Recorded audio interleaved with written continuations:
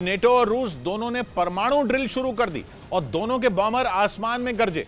NATO में शामिल 14 देशों के लड़ाकू विमान बेल्जियम में ड्रिल कर रहे हैं, जिसमें अमेरिका का B-52 बॉमर भी शामिल है। यह बॉमर चर्चा का विषय इसलिए बना हुआ है क्योंकि यह कहीं भी परमाणु बम गिरा सकता है और इसी वजह से अमेरिका के B-52 बॉमर से दुनिया डर रही है, क्योंकि इससे होने वाली बमों की बारिश चुटकियों में जमीन का एक हिस्सा तबाह कर सकती है। बेल्जियम और ब्रिटेन के पास नॉर्थ सी में चल रहे इस अभ्यास के दूसरे दिन अमेरिका के USS जॉर्ज H.W. बुश ने हिस्सा लिया और इस एयरक्राफ्ट कैरियर से लड़ाकू विमानों ने उड़ान भरी। इसके अलावा अमेरिका के रैप्टर F-22 और F-16 ने भी आसमान में दम दिखाया। इन लड़ाकू विमानों ने ब्रिटेन के पास नॉर्थ सी के ऊपर उड़ान भरी।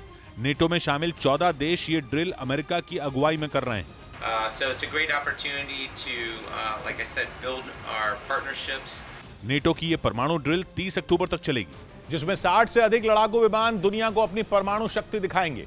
नेटो इसे रूटीन एक्सरसाइज बता रहा है, लेकिन पर्दे के पीछे की कहानी पूरी दुनिया जानती है। और इस कहानी के हीरो हैं पुतिन, जिनकी परमाणु धमकी ने नेटो में हड़कंप मचा दिया, क्योंकि पुतिन किसी से नहीं डरते। यूक्रेन पर हमला करके उन्होंने नेटो को सीधी चुनौती दी और बाइडेन देखते रह गए। रही सही कसर उन्होंने तब पूरी कर दी जब यूक्रेन के 4 इलाकों में रेफरेंडम करवा दिया और डंके की चोट पर बोल दिया कि खैरसॉन, डोनेस्क, लुहांस्क और जापोरिजिया का रूस में विलय होगा और अगर किसी ने इस मामले में टांग अड़ाई तो उसे परमाणु हमला झेलना पड़ सकता है। माना जा रहा है कि पुतिन की इसी धमकी ने बाइडेन एंड कंपनी को अपना परमाणु दम दिखाने पर मजबूर कर दिया। लेकिन बात यहीं खत्म नहीं होती, क्योंकि रूस ने भी परमाणु ड्रिल शुरू कर दी है। पहले ही आ चुकी थी कि ये बात, रूस की न्यूक्लियर ड्रिल भी अक्टूबर में ही होगी और अब उसका वीडियो भी सामने आया है, जिसमें रूस का Tu-95 बॉमर उड़ान भरता नजर आया। रूस का ये बॉमर क्रूज मिसाइल लेकर उड़ा, जिसके जरिए उसने अमेरिका को बता दिया कि रूस बॉमर का जवाब बॉमर से देना जानता है। एक दिन पहले ही खबर आई थी कि रूस के 7 Tu-160 नेटो देश नॉर्वे की सीमा के पास तैनात हैं और अगले ही दिन रूस के बॉमर की ड्रिल का वीडियो आ गया। मतलब पुतिन बाइडेन से कह रहे हैं कि तू डाल डाल तो मैं पात पात। यही नहीं, पुतिन ने बाइडेन को चिढ़ाने के लिए यह भी ऐलान कर दिया कि वो यूक्रेन के रेफरेंडम वाले इलाकों को न्यूक्लियर प्रोटेक्शन देंगे। मतलब पुतिन ने फिर से बता दिया कि वो खैरसॉन, डोनेस्क, लुहांस्क और जापोरिजिया को अपना हिस्सा मानते हैं और उनके खिलाफ बोलने वालों को सबक सिखा सकते हैं, क्योंकि ये दूसरी बार है जब उन्होंने इन 4 इलाकों की रक्षा के लिए परमाणु हथियारों के इस्तेमाल की बात कही और बता दिया कि यूक्रेन के जिन 4 इलाकों में जनमत संग्रह हुआ, वहां की रक्षा पुतिन परमाणु हथियारों से करेंगे, क्योंकि रूस ने बयान दिया कि खैरसॉन, डोनेस्क, लुहांस्क और जापोरिजिया उसके न्यूक्लियर अम्ब्रेला का हिस्सा हैं और वो उनकी भी वैसे ही रक्षा करेगा जैसे रूस के बाकी इलाकों की करता है। मतलब नेटो ड्रिल करे या धमकी दे, पुतिन नहीं डरने वाले। वो डंके की चोट पर परमाणु ड्रिल भी कर रहे हैं और यूक्रेन के 4 इलाकों को रूस का भी बता रहे हैं और इसीलिए डर लग रहा है कि कहीं ड्रिल के नाम पर परमाणु युद्ध की तैयारी तो नहीं हो रही, या यूं कहें कि अक्टूबर महीने में हो रही न्यूक्लियर ड्रिल परमाणु जंग का ट्रेलर तो नहीं है। जर्मनी ने रूस के राष्ट्रपति व्लादिमीर पुतिन पर पलटवार किया। जर्मनी की तरफ से कहा गया कि रूस केवल यूक्रेन पर रुकने वाले नहीं हैं, बल्कि सभी पश्चिमी देशों के खिलाफ एक बड़ी जंग छेड़ चुके हैं, जिसका सीधा मतलब यह है कि यूक्रेन में चल रही जंग का अंत तो विश्व युद्ध के साथ ही होगा। यह बयान उस वक्त आया जब नेटो की सेनाओं का अभ्यास चल रहा है।